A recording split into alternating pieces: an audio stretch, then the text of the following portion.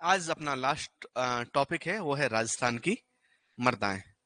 राजस्थान की मर्दाएं अपने आप में बड़ा इंपॉर्टेंट टॉपिक है। यहाँ से क्वेश्चन आते भी हैं और दो जगह आते हैं यहाँ से क्वेश्चन। एक आते हैं जियोग्राफी में, जीके वाले पोर्शन में भी, और एक आते हैं आपके एग्रीकल्चर वाले पोर्शन में भी, एग्रोनॉमी वाले पोर्शन में भी। राजस्थान की मर्दाएं, और आप सिलेबस देखेंगे तो वहां पे भी दो जगह मेंशन भी है राजस्थान की मर्दाएं। और इवन आपके जियोग्राफी वाले पोर्शन में तो मेंशन है ही राजस्थान की मर्दाएं। कहाँ से पढ़ोगे? आपको 12th की आरबीएससी की बुक कहीं पे मिल जाए, या 11th आरबीएससी की बुक मिले, 11th वाली, 11th आरबीएससी की जो बुक है एग्रीकल्चर की, उस एग्रीकल्चर की बुक कहीं से भी लाइएगा, उसके पहले ही चैप्टर के सबसे लास्ट में दे रखी है राजस्थान की मर्दाएं। पहला ही चैप्टर है, पहला होगा थर्ड नंबर का चैप्टर होगा, थर्ड मर्दा नाम है उसका, और उसके सबसे लास्ट में क्या दे रखी है? राजस्थान की मर्दाएं। वो आपको पढ़ना है। तो कहां से पढ़ोगे? ऑथेंटिक कहाँ, कौन सी जगह से पढ़ोगे आप? सब अच्छा कहां से मिलेगा? राजस्थान आरबीएससी की एग्रीकल्चर की बुक। और कौन सी बुक? कौन सा चैप्टर? Third number chapter. वहीं से मैं कुछ मटेरियल भी छुरा के लेके आया हूं। आप किसी को बताना मत। बताओगे तो नहीं? मैं वहीं से मटेरियल छुरा के लाया हूं। आई होप कि आपको अच्छे से दिखेगा। नहीं भी दिखे तो आपको क्या करना है? दिख रहा है कहीं? राजस्थान की मिट्टी नहीं दिख रहा? कहीं तो होगा राजस्थान की मिट्टी। अच्छा, ये वाला अच्छा नहीं है, इसको हटाओ वापस।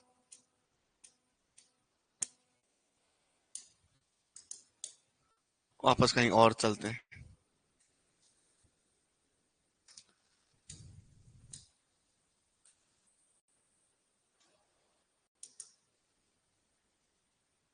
ये वाला अच्छा है।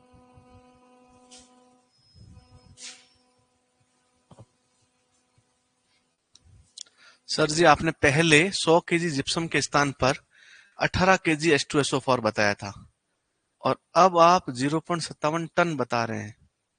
समझ में कहाँ बताया था पहले? कब? इसी साल या पिछले साल? इसी साल कि पिछले साल? मतलब लास्ट ईयर आपने कोचिंग की तब, या इसी साल? ये थोड़ा एक बार कंफ्यूजन क्लियर कीजिएगा। ओके, दिख रहा है आपको?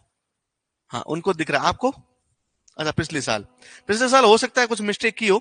आपको अब कंफर्म मैं कर रहा हूं आपको कि यदि बात करें 100 केजी जिप्सम की, 100 केजी जिप्सम की, तो 100 केजी जिप्सम के स्थान पर आपको 57 केजी आपको H2SO4 की आवश्यकता होगी, और 18 किलोग्राम सल्फर की जरूरत होगी। लेकिन यदि हम टन में बात करें, तो टन होता है 1000 किलो का। तो 1000 किलो जिप्सम में यदि 1 टन की बात करें, तो लगभग आपको 570 किलोग्राम H2SO4 की जरूरत होगी, और 180 किलोग्राम सल्फर की जरूरत पड़ेगी, एलिमेंटल सल्फर। ये कंफर्म है। अब अगले साल आपसे वापस करेक्ट नहीं करवाया जाएगा।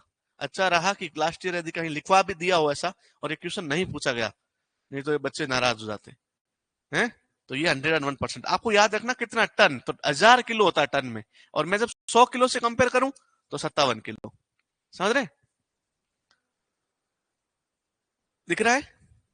यदि हम बात करें मिट्टियों की, तो आईसीआर ने सेंट्रल लेवल पर राजस्थान की मिट्टियां जो है वो 8 भागों में बांटी गई है। कितने प्रकार की मिट्टियां हैं? 8 प्रकार की। तो पूरे राजस्थान में कितने प्रकार की मिट्टियां पाई जाती है? 8 प्रकार की। इन आठों के नाम याद होने चाहिए। पहली है रेतीली या बलुई मृदा। कौन सी है? रेतीली या बलुई मृदा। इसको इंग्लिश में क्या कहते हैं? तो याद रखना, सैंडी सॉइल्स। कौन सी सॉइल्स? Sandy soils. दूसरी है भूरी रेतीली, ब्राउन सैंडी सॉइल। कौन सी है? Brown Sandy soils. तीसरे नंबर पे लाल पीली मृदा, तो याद रखना, रेड येलो सॉइल। कौन सी सॉइल है? Red yellow soil. 4 नंबर पे लाल लोमी, रेड लोमी सॉइल। कौन सी सॉइल है? Red loamy soil. इंग्लिश में भी लिख लेना। फिर है दोमट या कच्चारी मृदा, तो इनको बोलते हैं लोमी सॉइल। कौन सी बोलते हैं? Loamy soil. फिर है काली मृदा, इसको इंग्लिश में बोलते हैं ब्लैक सॉइल। कौन सी सॉइल बोलते हैं?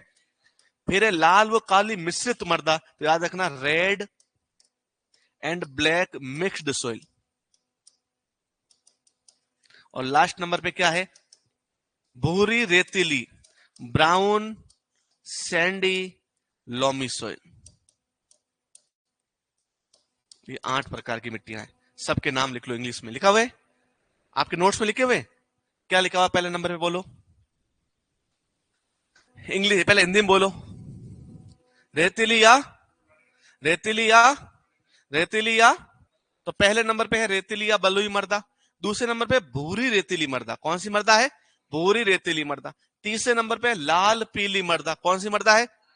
4 नंबर पे लाल लोमी मृदा। 5वें नंबर पे दोमट या कछारी मृदा। फिर है काली मृदा। फिर है लाल व काली मिश्रित मृदा। फिर है भूरी रेतीली कछारी मृदा।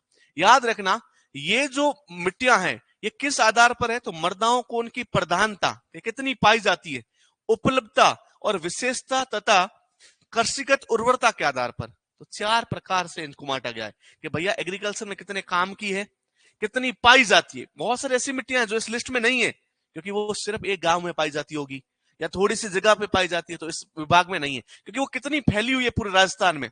पूरे राजस्थान को आप देखेंगे तो राजस्थान के कितने भाग पे फैली हुई है उसके आधार पर इसका वर्गीकरण किया गया। तो जो जितनी ज्यादा है उसका नाम यहां है, लेकिन जो कम है उनका नाम मेंशन नहीं है। तो ये आप इंटरलाइन कर लीजिए, किस किस के आधार पर है।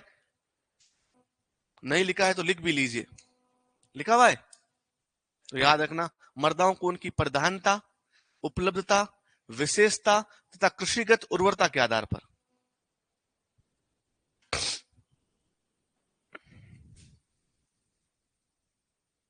कितने भागों में बांटा गया है?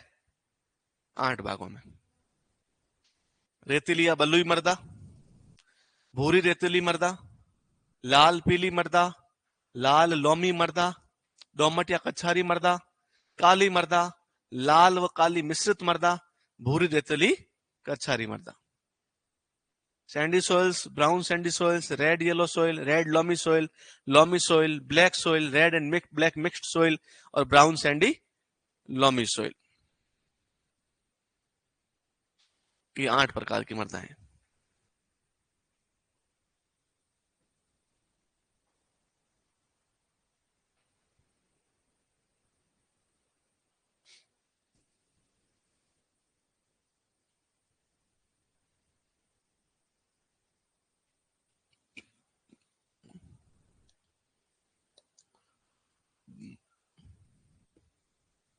ओके, अब हम एक एक करके सब मिट्टियों को पढ़ते हैं।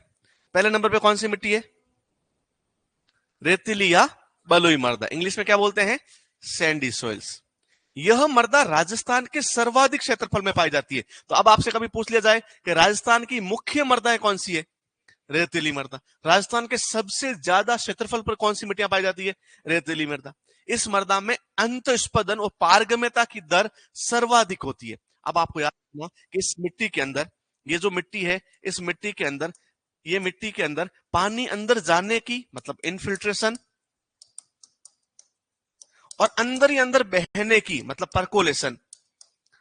अंतस्वेदन तो बोलते हैं इनफिल्ट्रेशन को और पारगम्यता बोलते हैं परकोलेशन को। तो इसकी परकोलेशन और अंदर पानी मतलब पानी इसमें रुकता नहीं है, पानी बह जाता है। इसलिए आप देखेंगे इन मिट्टियों में बाढ़ आने की संभावना ज्यादा नहीं है क्योंकि पानी इसमें रुकता ही नहीं है।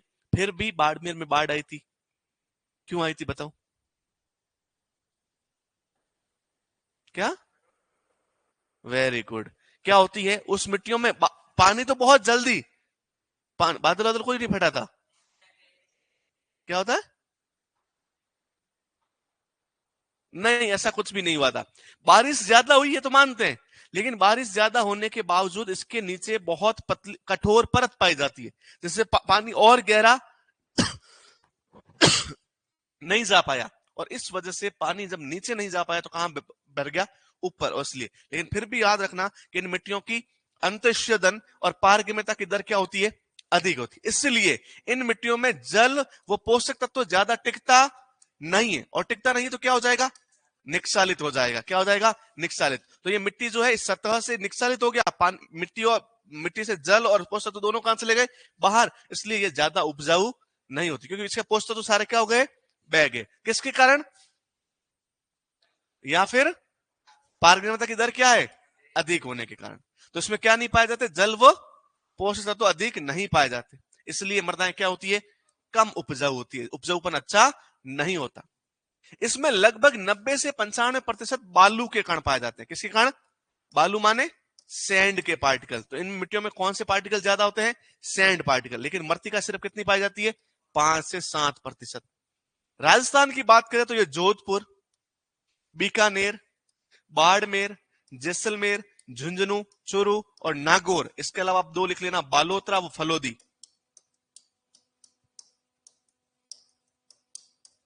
यहां पे भी पाई जाती है।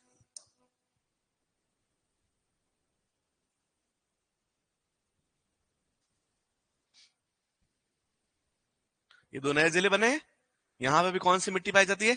रेतीली या बलुई मृदाएं पाई जाती है। आगे बात समझ में? वापस देखो, सबसे पूरे राजस्थान में सर्वाधिक मृदाएं कौन सी?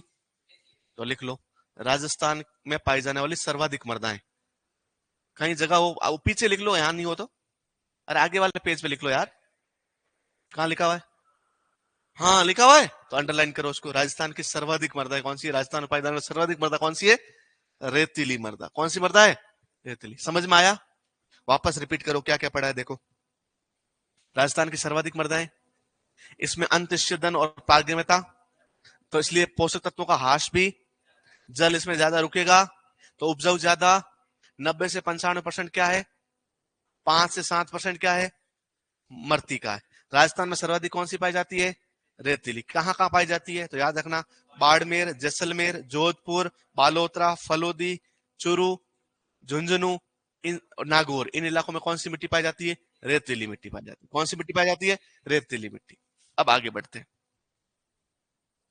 सेकेंड नंबर पे भूरी रेतीली मृदा। कौन सी मृदा है? भूरी रेतीली, brown sand soil. Brown Sandy soil. कौन सी सोइल है? Brown Sandy soil. अच्छे से दिख रहा है क्या? बिल्कुल सही दिख रहा है, तुम लोगों को सही से दिख रहा है। ये अरावली के पश्चिम भाग में, अरावली पर्वतमाला देखी आपने? हाँ, अरावली पर्वतमाला जो है अजमेर से शुरू होकर जहां सिरोही तक जाती है, इस अरावली पर्वतमाला के पश्चिम भाग में, पश्चिम भाग कौन सा है?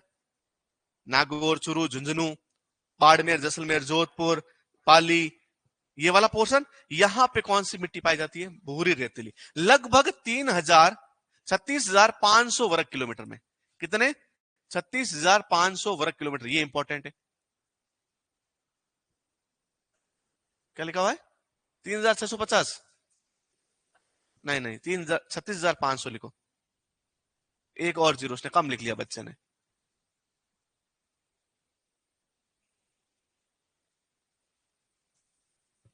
अरे वो 90.15 नहीं है, उस बच्चे ने क्या है यार, अरे उसमें क्या हुआ, उसने लिख लिया 90, ऐसे करके ऐसे कर लिया, उसको समझ में नहीं आया। मैंने ऐसे लिखवाया था 90 से 95, तो वो 9 का एक आ गया, तो ऐसे कर लेना बस आपको। वो बच्चा कमजोर है जिसने नोट्स बनाए। 90 से 95 करना, 90 टू 95, तो यही तो करेक्शन करना अपने नोट्स में। समझ में आ गया? तो 90, ये बहुत बढ़िया बताइए इसने, 90 टू 95 पे, 90.15 नहीं है, इतना एग्जैक्ट नहीं पाया जाता। समझ रहे हैं? ओके। अब ये कहां कहां पाई जाती है? तो याद रखना, बाड़मेर। अब वो पश्चिमी कौन कौन से जिले देख लो, बाड़मेर, जालोर, जोधपुर, सिरोही, पाली, नागौर, सीकर, झुंझुनू, इन सब जिलों में कौन सी मिट्टियां पाई जाती है? भूरी रेतीली मृदा। कौन सी मृदा पाई जाती है?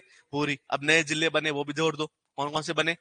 फलोदी हो गया, और बालोतरा हो गया, डीडवाना हो गया, इसमें भी कौन सी पाई जाती है? भूरी रेतीली मृदा पाई जाती है। आगे बात समझ में? अब इनका रंग कैसा होता है? नाम से पता चल रहा है रंग कैसा है इसका, भूरा है। कैसा रंग है? भूरा रंग है। यह रेतीली मृदाओं की अपेक्षा में थोड़ी ज्यादा उपजाऊ है, बहुत ज्यादा उपजाऊ नहीं है ये, लेकिन जो अपने पहले मिट्टी पड़ी ना रेतीली, उसकी तुलना में थोड़ी सी ज्यादा उपजाऊ है। इस मृदा में फॉस्फोरस तत्व की अधिकता पाई जाती है। कौन से तत्व की अधिकता पाई जाती है? फॉस्फोरस। और बनावट की दृष्टि से भी ये थोड़ी सी क्या होती है? भारी मृदा होती है। क्या होती है? तो आपसे पूछ लिया जाए सबसे हल्की मृदा कौन सी है? सबसे हल्की मृदा रेतीली मृदा, और रेतीली से थोड़ी भारी भूरी रेतीली मृदा। तो इसके मुकाबले वो उपजाऊ भी ज्यादा है और उसमें भारीपन भी ज्यादा है। तो याद रखना, सबसे हल्की कौन सी मिट्टियां हैं? रेतीली मिट्टियां। कुछ गलत लिखा हो तो बता दो एक बार, नहीं समझ में आया बता दो, वापस बोलता हूं। यह अरावली के पश्चिमी भाग में पाई जाती है, 36,500 वर्ग किलोमीटर में पाई जाती है।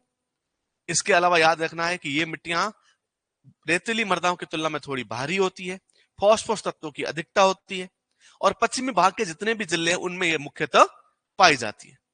नए वाले जिले आसपास में कुछ याद हो तो लिख लेना, वरना जब जियोग्राफी वाले सर पढ़ाए तो इनके आसपास वाले जिले भी इसमें ऐड कर देना। तीसरे नंबर की मिट्टियां पड़ती है। तीसरे नंबर में मिट्टी है लाल पीली मृदा। दिख रहा है क्या? बिल्कुल दिख रहा है, रेड येलो सोइल। क्या बोलते हैं इसको इंग्लिश में? Red yellow soil. अरावली पर्वत के पश्चिमी पहाड़ी क्षेत्र में, अब यहां ध्यान रखना, पश्चिमी भाग में, राजस्थान के पश्चिमी भाग में जो पाई जाती है वो तो है भूरी रेतीली और रेतीली, लेकिन इस पहाड़ के पहाड़ी इलाकों में जो पाई जाती है, मतलब है तो पश्चिम में, लेकिन पश्चिम के कौन से? रेतीली मरुस्थलीय भाग नहीं, पहाड़ी इलाके, जैसे पाली वाला इलाका हो गया। अब आप देखोगे तो पता चलेगा कौन कौन सा, उदयपुर का इलाका, भीलवाड़ा, बांसवाड़ा, सिरोही, अजमेर, चित्तौड़ और पाली वाला जो इलाका है, इसमें कौन सी मिट्टियां पाई जाती है? कौन सी मिट्टियां पाई जाती है? लाल पीली मिट्टी पाई जाती है मिक्स में। आगे बात समझ में? तो ये कहां कहां पाई जाती है? अब उदयपुर का वो हिस्सा जो उदयपुर के पश्चिम भाग का है, चित्तौड़ का वो हिस्सा जो पश्चिम भाग का है, यदि हम बात करें बांसवाड़ा भीलवाड़ा का तो पश्चिम भाग का हिस्सा, या फिर हम सिरोही अजमेर की बात करें तो वो हिस्सा जो किसमें है? पश्चिमी क्षेत्र में है, पहाड़ी क्षेत्र। ये याद रखना है, कहां पाई जाती है? पहाड़ी क्षेत्र में, हिली रीजन में पाई जाती है। और इसका रंग कैसा होता है? लाल व पीला होता है। सामान्यतः ये मृदाएं क्या होती है? कम उपजाऊ। क्यों? क्योंकि ढलान वाले स्थानों में, ढलान में पानी रुकता तो सारे पोषक तत्व उसके साथ बह जाएंगे। इसमें कैल्शियम कार्बोनेट और चूने की मात्रा क्या पाई जाती है? अधिक पाई जाती है। इसमें कपास, मूंगफली और मक्का की फसलें बोई जाती है। कौन कौन सी? कपास, मूंगफली और मक्का। ये फसलें मुख्यतः उदयपुर के पश्चिम भाग, भीलवाड़ा, बांसवाड़ा, सिरोही, अजमेर और चित्तौड़गढ़ में पाई जाती है। और इन मृदाओं का पीएच मान 5.5 से 8.5 के बीच में होता है। लिखा हुआ है क्या? सब लिखा हुआ है, जो चीज नहीं लिखी हुई लिख लो।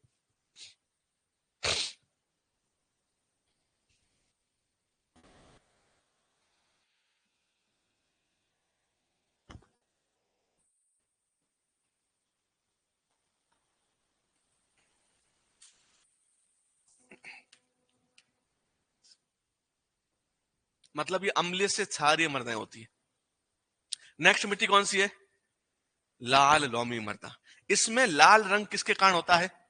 लोह के कणों के कारण होता है, आयरन के कारण होता है। लिखना, आयरन के कारण लाल रंग होता है। इसमें अधिक समय तक क्या भरा रहता है? पानी भरा रहता है, क्योंकि ये वर्षा के बाद लंबे समय तक मृदा में क्या बनी रहती है? नमी। तो इसमें नमी सोखने की क्षमता भी अच्छी है। तो ये लंबे समय तक, बारिश हो गई तो लंबे समय तक ये गीली रहेगी। तो इसका मतलब है इसमें खरीफ की तुलना में रबी की फसलें भी लगाई जा सकती है। भैया बारिश के बाद क्या आता है? ठंड का सीजन, और ठंड में कौन सी फसलें होती है? रबी की फसलें। मतलब यहां पे इससे पहले आप देखोगे कपास, मूंगफली और मक्का, तीनों कौन सी फसलें? खरीफ की। लेकिन यहां देखोगे तो खरीफ की तुलना में देखो, चावल, कपास, चना, गेहूं, तो गन्ना, रबी खरीफ दोनों। तो याद रखें, यहां पे ऐसी फसलें भी लगाई जा सकती है जो लंबे ड्यूरेशन की है, या जो खरीफ के साथ रबी की सीजन की भी है, क्योंकि यहाँ पानी क्या होता है? लंबे समय तक बना रहता है। लेकिन इसमें चूने की, पोटास की और फास्फोरस की क्या पाई जाती है? कमी पाई जाती है। अच्छे से यदि इसके अंदर अपन रासायनिक खाद दे और सिंचाई करें तो चावल, कपास, चना, गेहूं और गन्ने की फसल इसमें आसानी से हो सकती है। ये मृदा दक्षिणी राजस्थान के डूंगरपुर, बांसवाड़ा, उदयपुर और चित्तौड़गढ़ के कुछ भागों में पाई जाती है। कौन सी मिट्टी है? लाल लोमी मिट्टी। अगली बात समझ में? अब नेक्स्ट मिट्टी, अच्छा लिखा हुआ वो नहीं हो तो लिख लो, एक बार अपने नोट्स पढ़ो सर। हाँ, सलूम्बर जिला इसमें जोड़ देना।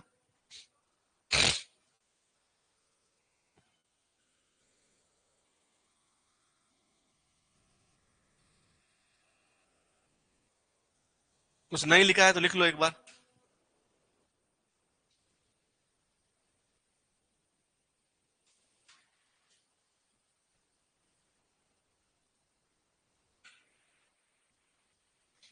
आगे पढ़े। नेक्स्ट है दोमट या कच्छारी मृदा। इसके ऊपर स्टार पॉइंट कर लेना। क्या कर लेना? राजस्थान की सबसे उपजाऊ मृदा कौन सी है? दोमट या कच्छारी मृदा। क्या बोलते हैं इंग्लिश में? Loamy soil. क्या मानते हैं? तो यार यह मृदा कृषि के लिए सबसे अच्छी मृदा मानी जाती है। सबसे बेस्ट, राजस्थान की सबसे बेस्ट मृदा कौन सी? या फिर कच्छारी मृदा। अब ये कहां पाई जाती है, तो याद रखना ये नदी नालों के किनारे या उसके परवा क्षेत्र में पाई जाती है। अब याद, पश्चिम राजस्थान में नदी नाले बहते, तो ये मृदा पश्चिम राजस्थान में पाई जाएगी। नदी नाले नहीं है, एक मात्र नदी है हमारी तो लूणी, वो भी कभी आती है कभी नहीं आती, समझ रहे। तो यहाँ पश्चिम राजस्थान में तो कोई नदी बहती नहीं है, सक्रिय नदी, तो यहाँ पे ऐसी मृदाएं पाई नहीं जाती। तो पूर्वी राजस्थान में नदियां खूब बहती है। जितने भी नदियां आप गिनोगे ना, वो सारी कहाँ की है, पूर्वी राजस्थान की। 2-4 नदियों के नाम बताओ। चंबल, बनास, काली सिंध है, बाणगंगा, तो ये सारे कहाँ की नदियां हैं, लगभग पूर्व दक्षिणी राजस्थान की है, पश्चिमी राजस्थान की नहीं है। पश्चिम राजस्थान की जो नदियां हैं, खारीन, मीठड़ीन, लूणीन, ये सारी की सारी सिर्फ सीजनल नदियां हैं। मतलब नदी कब बहती है, जब बारिश का मौसम हो, वरना बहती। तो ये सारी की सारी पूर्वी राजस्थान में पाई जाती है। कहां पाई जाती है, पूर्वी राजस्थान में। ये नदियों का, इस मृदाओं का रंग कैसा होता है, लाल होता है। और ये राजस्थान के अलवर, भरतपुर, धौलपुर, टोंक, धौलपुर आ गया बेटा देख, है, टोंक, कोटा और सवाई माधोपुर, सवाई माधोपुर आ गया। तो ये अपने अपने जिलों का तो याद रख लेना। अलवर अपने यहां बैठा है, भरतपुर का कोई नहीं है, नहीं। धौलपुर अपने यहां बैठा है, टोंक का कोई नहीं है, नहीं। कोटा, कोटा का अपने यहां बैठा है, सवाई माधोपुर। तो ये देख लो पूरा अपने राजस्थान। तुम सब कहां के हो, दोमट या कच्छारी मृदा के हो। तुम्हारे यहां सबसे उपयुक्त मृदाएं पाई जाती है। उससे देखो, आपके 2 फसलें भी लेते हैं, सब्जियां भी उगा लेते हैं, होती है ना सब्जियां, सब्जियां भी हो जाती है, 2 फसलें भी लेते हैं। फसलें आप देखो अपने आसपास कैसी होती है। अच्छा, मेरे साथ कभी बाड़मेर चलो, फिर आपको पता चलेगा वहां तो बाजरी के अलावा कुछ नहीं होता। इसलिए हम वहां पे खारे वाले तरबूज आते हैं ना, जिसको क्या बोलते हैं पता है, मतीरा, मतीरा नहीं, एक हमारे आते हैं मतीरे से छोटा होता है जो खारे होता है, खरबूजा भी नहीं होता। ये बताएंगे, ये जगदीश बताएगा। ये तो खारा वाला छोटा सा होता है, उसके हमारे बाजरे बाजरे के साथ उसको मिला के उसके रोटी बनाई जाती है, वही यही हमारे हैं। अब ये बताएगा नाम। हमारे उधर बोलते तुम्बा, क्या बोलते, जानते हो, खारा होता है जिसका बीज, खाया नहीं, तो खाते ही नहीं है। हमारे उधर रोटी बनती है उसका बीज मिला के, बोलते हैं बहुत अच्छी होती है। अच्छा, हमारे सब्जी किसकी बने, खेजड़ी के फलियों की, तुम्हारे बने ग्वार के फलियों की। हमारे सब्जी बने छोटे छोटे काचर आते हैं उनकी, क्योंकि वही होते हैं। और रोटी में हमारे यहाँ बाजरा फेमस है, क्योंकि हमारे यहाँ मुख्यतः खरीफ में ही फसलें होती है, रबी में फसलें, लेकिन तुम्हारे यहाँ रबी में भी फसलें होती है, इवन जायद में भी फसलें ले लेते हो तुम, तीनों टाइम हो रहे थे। तो कभी खेत फ्री और हमारा कभी खेत बिजी नहीं होता। हमारे खेत एक ही काम आता है, मोदी जी आए उससे पहले एक काम आता था, अब तो मोदी जी आ गए तो हर घर शौचालय हो गया, समझ रहे हैं। बाकी हमारे खेत एक ही काम आता था, हम नेचुरल फर्टिलिटी बढ़ाते रहते थे वहां पे, बाकी ज्यादा कोई काम का नहीं था। लेकिन फिर भी आजकल ट्यूबवेल हो गई है, नहर आने लग गई, इसलिए थोड़ा सा खेती। तुम्बा इन्होंने देखा नहीं रिया रमा ने, लेकिन मालूराम रायका को तुम्बे के बारे में बहुत पता है, तो हमारे वहां तुम्बा बोलते हैं। तो तुम्बा होता है खारे बीज वाला, जो मतीरे के शेप का होता है, कुकुरबिट्स फैमिली का है, लेकिन उसका जंगली कुकुरबिट्स है, उसकी बहुत अच्छे। अच्छा, मतीरे के गिर की सब्जियां खाई आपने, नहीं खाई। तो तरबूज या मतीरा जो होता है उसके गिर की सब्जियां बनती है। अब हमारे वहां बहुत अच्छी सब्जियां है नहीं, तो हमने जो मिला उसकी सब्जी बना दी। तो हमारा मतीरा बहुत होता है वहां पे, तो मतीरे की गिर निकाली, अच्छा सा ऊपर से मतीरा लाल लाल खा गए, जो व्हाइट वाली गिर होती है उसका हमने क्या बना दिया, सब्जी बना दी। अच्छी सब्जी बनती है बाजरे की रोटी के साथ, बढ़िया खाओ घी लगा के, ठीक है।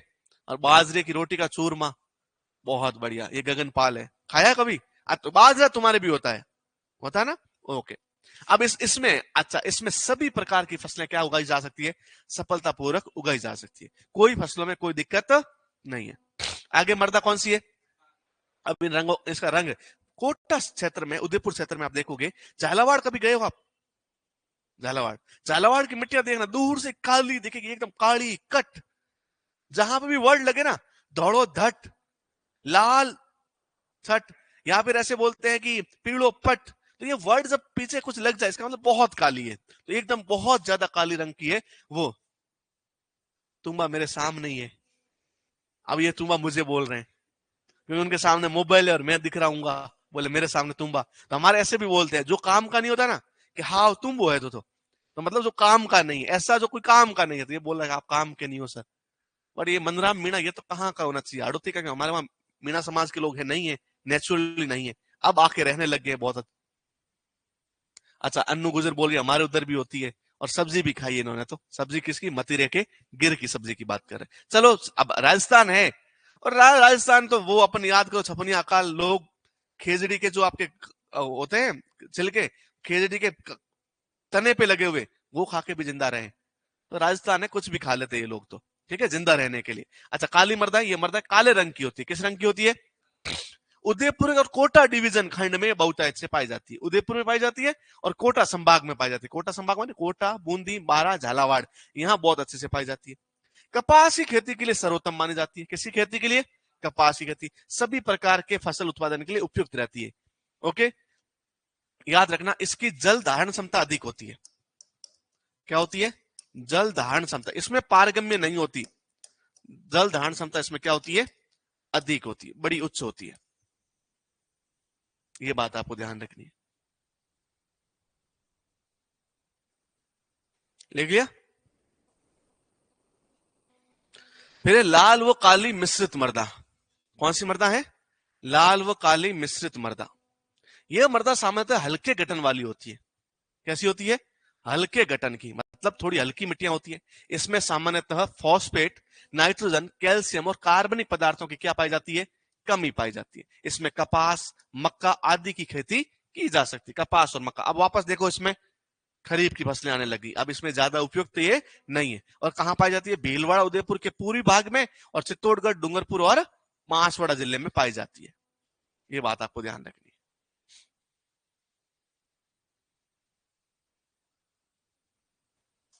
अच्छा, हमारे घर के सामने, मैंने सोचा मेरा बोल रहा है, फिर बोला जोधपुरी मिर्च। जोधपुर में कहाँ की मिर्च फेमस है? मथानिया। मथानिया जोधपुर के अंदर है, ठीक है, गांव है मथानिया।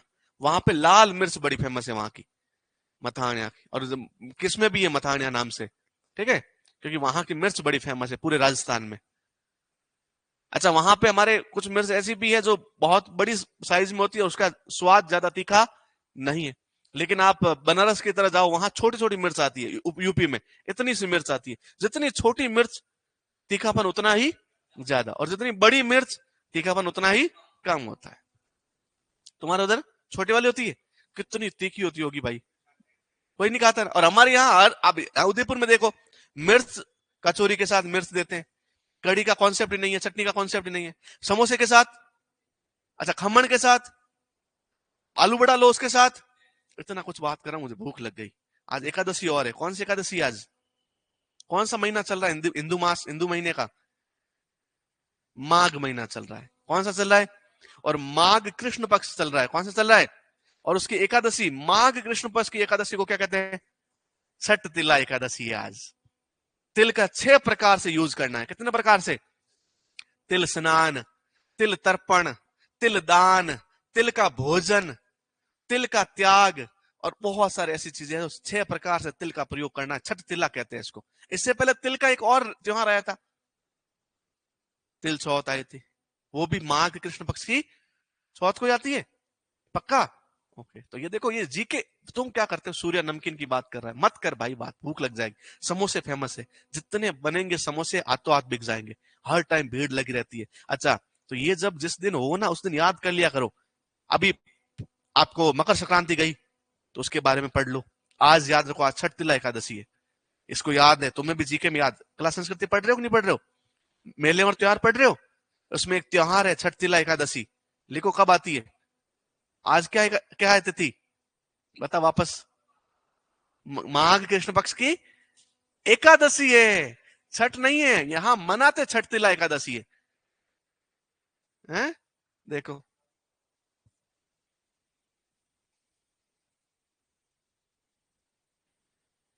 ठीक है, तो ये तो अब मैं भी पढ़ रहा हूं इसलिए, और फिर आज फास्ट है तो याद हो गया।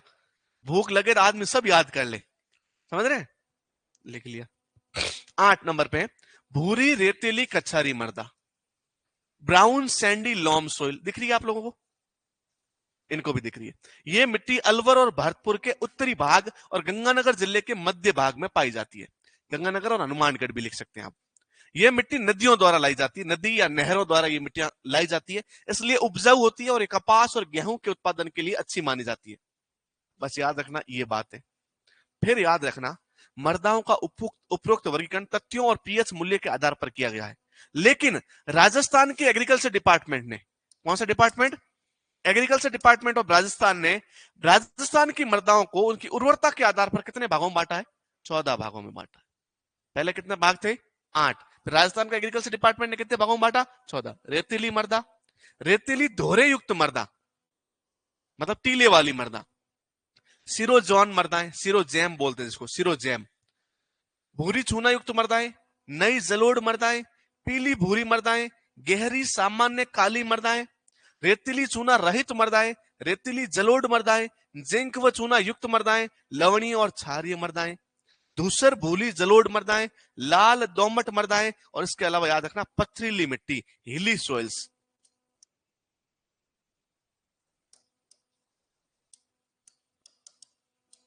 लिखे हुए क्या सब?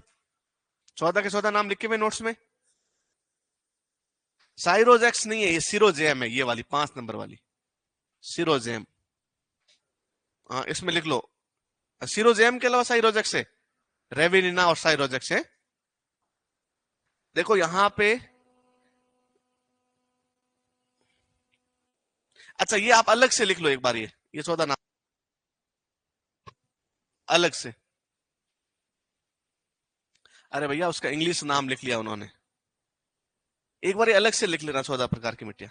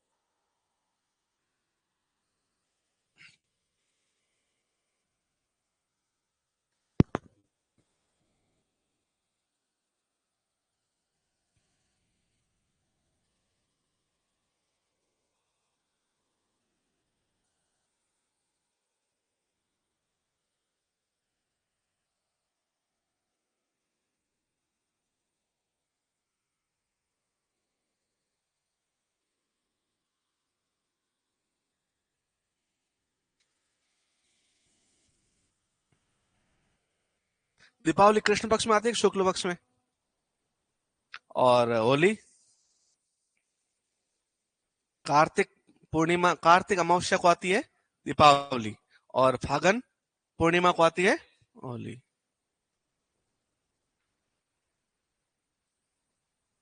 अच्छा श्राद्ध कब से कब तक होते हैं? और कहां तक? आश्विन पूर्णिमा तक। कितने दिन के होते हैं? 16 दिन के श्राद्ध होते हैं। श्राद्ध में किसकी पूजा की जाती है?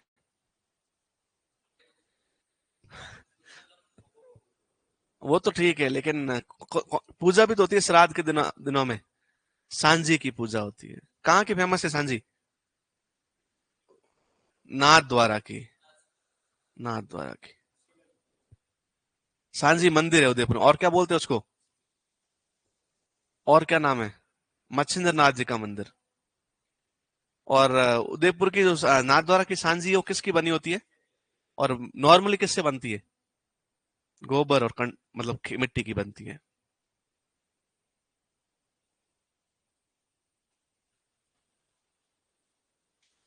अच्छा अभी रिसेंट में जो आपका कल जो गणतंत्र दिवस मनाया जाएगा, वो कहाँ मनाया जाएगा? 2025 का गणतंत्र दिवस कहाँ मनाया जा रहा है? राज्य स्तर का। बाकी तो सब जगह मनाएंगे, रोयल में भी मनाएंगे, राज्य स्तर का कहाँ मनाएंगे?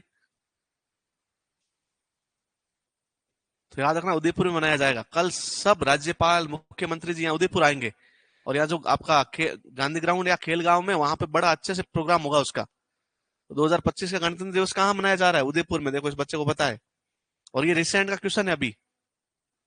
उदयपुर में मनाया जा रहा है।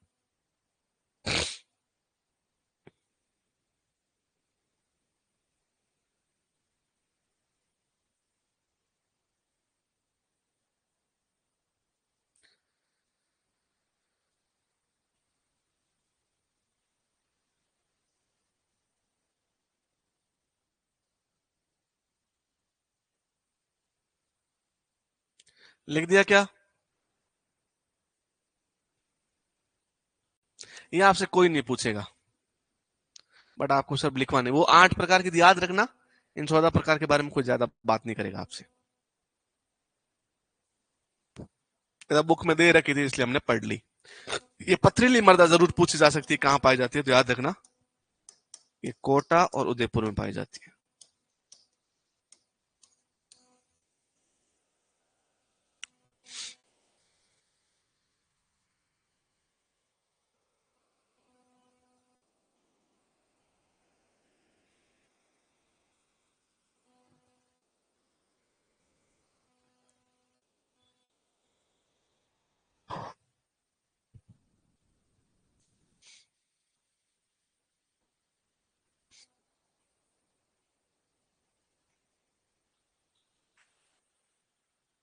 लिख लिया?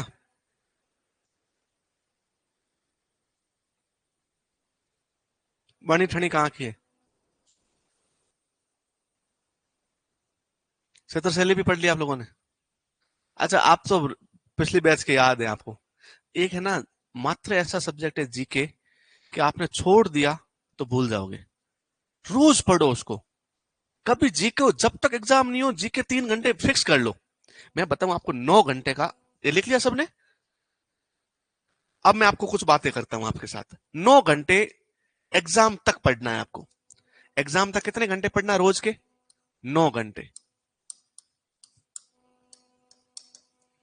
मैं बताऊं, ये 9 घंटे का जो सिस्टम है सेट हो गया आपके जीवन में कि प्रतिदिन 9 घंटे पढ़ना है, तो मैं बताऊं कोई सा भी एग्जाम, ये सिर्फ सुपरवाइजर की बात नहीं कर रहा हूं, आरएस आईएएस लेवल का एग्जाम 9 घंटे प्रतिदिन का ही जोड़ है। कितने घंटे प्रतिदिन? 9 घंटे प्रतिदिन। बाकी बचे हुए जितने भी घंटे हैं आपके, कितने बच गए? 24 में से 9 घटाओगे तो 15 घंटे। इन 15 घंटों में तुम कुछ भी करो, कोचिंग जाओ, क्लास लो, खेलो कूदो, घर पे बात करो, किसी और से बात करो, कोई दिक्कत नहीं है। लेकिन आपको पढ़ना कितने घंटे? 9 घंटे पढ़ना है। हमारे लिए मुश्किल है 9 घंटे, क्योंकि हमें कॉलेज जाना पड़ता है, हमें कोचिंग आके पढ़ाना पड़ता है तुम लोगों को, हम तुमसे मिलना पड़ता है, फिर और भी कुछ काम है, घर की रेस्पॉन्सिबिलिटी भी है, तो 9 घंटे नहीं मिल पाते। यदि जिस इंसान को 9 घंटे मिल गए ना, तो आईएएस लेवल का कोई सा भी एग्जाम क्लियर कर सकता है। तुम्हारे लिए 9 घंटे में आपको याद रखना है 3.5, 3.5 कितना हो गया, और 2, ये सिस्टम याद रखना है। 3.5 घंटे पढ़नी है आपको जीके, 3.5 घंटे आपको पढ़नी है एग्रीकल्चर। एग्रीकल्चर कम पढ़नी है। एग्रीकल्चर ऐसा सब्जेक्ट है जो तुम, एक बार जो चीजें याद होती है ना, वो थोड़ी बहुत याद रहती है, वो भूली नहीं जाती। और 2 घंटे क्या पढ़ना है आपको? हिंदी पढ़ना है। लेकिन होता क्या है, बच्चे क्या करते हैं, एक रोज तो पढ़ लिए 16 घंटे, और दूसरे दिन 2 घंटे नहीं पढ़ पाए। ये एग्जाम फाइट नहीं है। एग्जाम में टाइम में मायने नहीं रखता, कंसिस्टेंसी मायने रखती है, निरंतरता कितनी है आपकी। तो मेरे हिसाब से आप यदि नहीं हो पा रहे सिलेक्ट, तो आप याद कीजिए लास्ट बार में आपके निरंतर नहीं थे। पढ़े आप, एक पूरा साल आपने सुपरवाइजर को दिया, लेकिन निरंतर नहीं दिया। समय महत्वपूर्ण नहीं है, समय की निरंतरता महत्वपूर्ण है। कल आपने 3 घंटे पढ़े, तो आज 3 घंटे 2 मिनट ज्यादा ही पढ़ो। कल आपने 9 घंटे पढ़े, तो आज 9 घंटे 2 मिनट पढ़ो, 9 घंटे तो पढ़ो एटलीस्ट। और जीके को, क्योंकि एग्रीकल्चर ऑलमोस्ट सबका एक जैसा है, हार्ड आया तो पूरे राजस्थान के लिए हार्ड है, सिंपल आया तो पूरे राजस्थान के लिए सिंपल है। जीके भुलाया जा सकता है, हिंदी भूल जाते हैं। हिंदी में एक शब्द का इधर से उधर होते थे हम, क्योंकि हमारा लिखने का तरीका और हिंदी में शब्द शुद्धि ये अपने आप में बहुत अलग है, तो उनको बड़े अच्छे से ध्यान दो और हर एक टॉपिक को रिवाइज करो। तो आज से अपना जो भी टाइम टेबल है, उस टाइम टेबल को 9 घंटे सिर्फ स्व अध्ययन के लिए देना है। सेल्फ कोचिंग के घंटे मत मिला देना, 7 घंटे कोचिंग पढ़ के आया हूं, अब 2 घंटे पढ़ लेता हूं। अच्छा, कोचिंग कितने से कितने बजे तक रहते हो? 3 से 8 बजे तक मान लेते हैं, या फिर 2 से 8 बजे तक, तो कितने घंटे हो गए? 5 से 6 घंटे हो गए। और 6 घंटे की आपको नींद लेनी है, कितने घंटे हो गए? 12 घंटे। तो 12 घंटे का ये मैनेजमेंट है, जितने घंटे कोचिंग में रहना है उतने ही घंटे नींद लेनी है।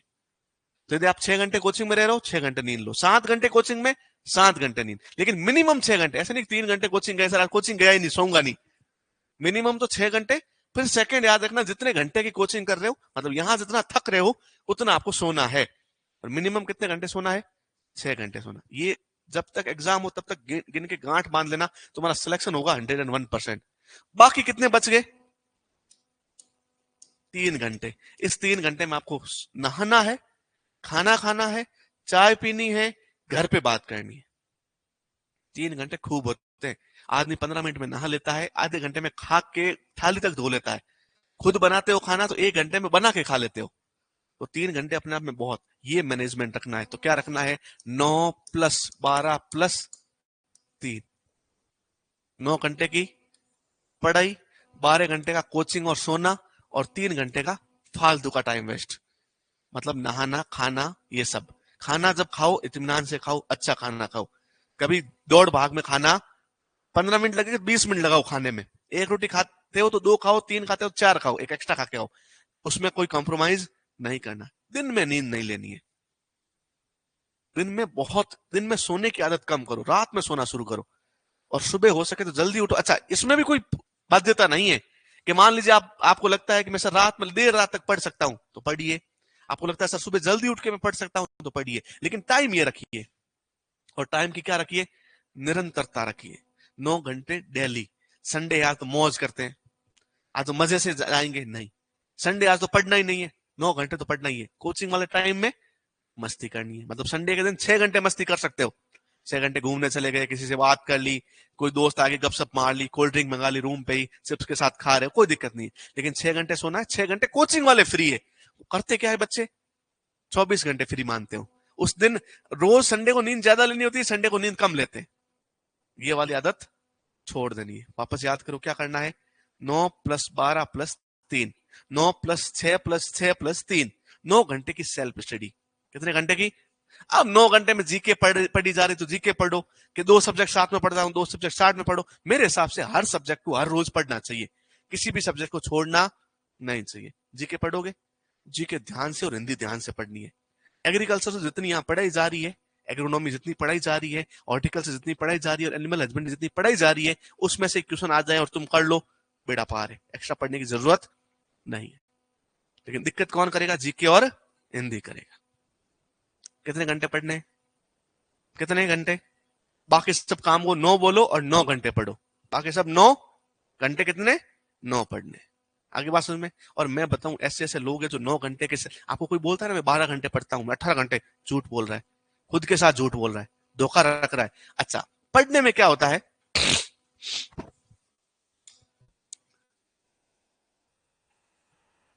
अच्छा, ये छोरा जो है वो मेरी ही स्कूल से भी है, ये जगदीश, जहां से मैंने 12th की है। 12th में हम एक हॉस्टल में रहते थे, भूरजी स्कूल बोलते हैं हम उसको। श्री सरस्वती बाल वीणा भारती सूरसागर में एक स्कूल है, एग्रीकल्चर वहां से की मैंने, और वहीं से ये पढ़ा हुआ है। दिन में तो छोड़ो, सुबह 5 बजे के बाद किसी को सोते हुए नहीं देते। सोता रह गया 5 बजे के बाद, पिटाई। इतनी जबरदस्त हॉस्टल थी हमारी।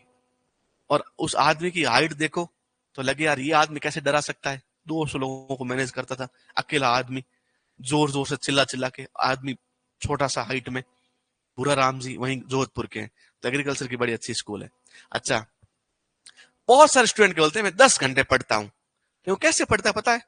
फोन ले रखा है साइड में, किताब ले रखी है, कहीं किसी बाबू सोना का मैसेज आया, फट फोन उठाया, मैसेज देखा, रिप्लाई किया, वापस आया।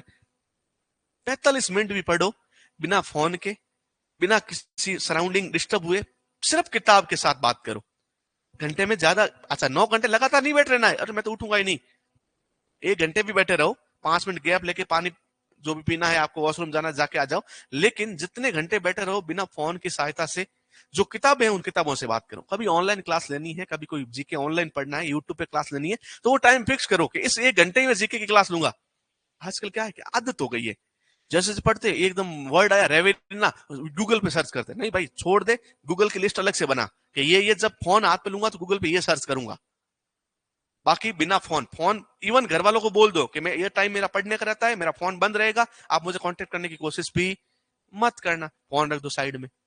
एक दोस्त के नंबर दे दो दूर के, जो आस पड़ोस में नहीं रहता हो, दूर के, इसको के कभी मैं 3 दिन लगातार कॉल नहीं उठाऊं, 2 दिन नहीं उठाऊं, या शाम को जब टाइम है मेरा कॉल नहीं उठाने का नहीं उठाऊं, तो इसको फोन करके पूछ लेना मैं कहा हूं। कोचिंग के नंबर तो है ही, हम भी आपको ट्रैक कर लेंगे। कभी हो जाए अनहोनी, मान लीजिए कहीं बीमार हो गए या कहीं सो गए, नींद नहीं खुली, कहीं घर जा रहे हो, ट्रेन में ही बैठे हो, घर वालों को लगा वहां है और तुम ट्रेन में कहीं मिस हो गए, तो आस पड़ोस के किसी के नंबर देके रखना है। कितने घंटे पढ़ना है? 9 घंटे पढ़ना है। ये 9 घंटे वाला मूल मंत्र याद रखना। सुपरवाइजर बनोगे, 101% बनोगे। किसी का कोई दिमाग कम या ज्यादा नहीं होता। लगता होगा ना कि मेरा दिमाग कम है, मैं तो नहीं बन पाऊंगा, नहीं। लेकिन 9 घंटे सीरियसली, फोन चलाते हुए नहीं, गाने देख रहे हो, पास में गाने डीजे बजा रहे हो, पीछे स्पीकर लगा दिया, अरे सर मैं तो डीजे बजाते पढ़ लेता हूँ। हर किसी में कैपेबिलिटी नहीं होती। मेरे है कि मैं गाने लगा के पढ़ता हूँ तो ज्यादा याद होते हैं, लेकिन अपने ऐसे ज्यादा फालतू के शौक नहीं पालना। अच्छा, एक और बात है, रफ कॉपी हमेशा पास में रखनी है, लिख के पढ़ना है। बहुत सारे बच्चे बोल बोल के पढ़ते हैं, अच्छी आदत। बोल के पढ़ना, दूसरों को पढ़ाना। लिख के पढ़ना, खुद पढ़ना। मैं जब लिखता हूं तो मैं खुद पढ़ता हूं, मैं जब बोलता हूं तो मैं तुम लोगों को पढ़ाता हूं। तो यदि रूम वाले को पढ़ाना है तो बोलो, वरना लिखो। तुम लिख के पढ़ते हो कि हवा में किताब लेके नॉवल पढ़ते हो, वैसे नहीं, वैसे नहीं पढ़ना। कहानियां पढ़नी वैसी जी के नहीं होती, वैसे एग्रीकल्चर नहीं पढ़ी जाती, वैसे हिंदी नहीं पढ़ी जाती। कैसे लिखती है? लिख के पढ़ना है। ओके, आगे बात समझ में। मैंने 12th की थी 2015 में, उसी स्कूल से। और अब कौन सा ईयर चल रहा है? 24। 9 साल हो गए एग्रीकल्चर। 25, 10 साल हो गए। और 2013 में मैंने पहली बार एग्रीकल्चर ली थी, तो 12 साल पुराना एग्रीकल्चर का स्टूडेंट हूँ। 12 साल में भी हमें आज भी कुछ पूछ ले तो नहीं याद होता, क्योंकि हमने कंटिन्यू नहीं पढ़ा। सोइल में याद है बहुत कुछ, लेकिन एग्रीकल्चर याद क्यों? क्योंकि निरंतरता नहीं थी। जीवन में एक याद रखना, निरंतरता। सेकंड, जीवन का मूल मंत्र होता है धैर्य, पेशेंस। ब्लिंकिट का जमाना चल रहा है, जेप्टो का जमाना है, जोमेटो का जमाना है, स्विगी का जमाना है, 30 मिनट में डिलीवरी का जमाना है। लेकिन सफलता 30 मिनट में नहीं मिलती, सफलता 10 मिनट में नहीं मिलती। तो आपको ये बात ध्यान रखना है कि आपको थोड़ा सा पेशेंस रखना है खुद के साथ। कभी कुछ बुरा हो जाए, टेस्ट में नंबर नहीं आए, कभी घर वालों ने डांट लिया, कभी कोचिंग ने डांट लिया, कोचिंग में एक क्लास नहीं हो रही, तो पेशेंस रखना है। ज्यादा हड़बड़ी, धैर्य के साथ सब होगा।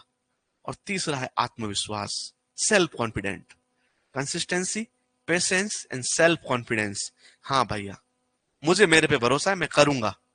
फिर एक और तड़का लगा दो नमक के जितना, भगवान पे भरोसा, कि हाँ मेरा जो भी इष्ट है, भगवान माने जो भी आपका इष्ट है, उस पर भरोसा रखो कि वो करेगा तो सही करेगा। नमक के बराबर उसका आसरा। बहुत सारे बच्चे क्या करते हैं, सब्जी तो बनाते भगवान के भरोसे की, और खुद की मेहनत नमक जितनी। मेहनत करनी है आपको पूरी, और नमक जितना भगवान पे भरोसा रखना है। समझ में भाई? उस भगवान के भरोसे इतना ही रहता है जितना नमक के।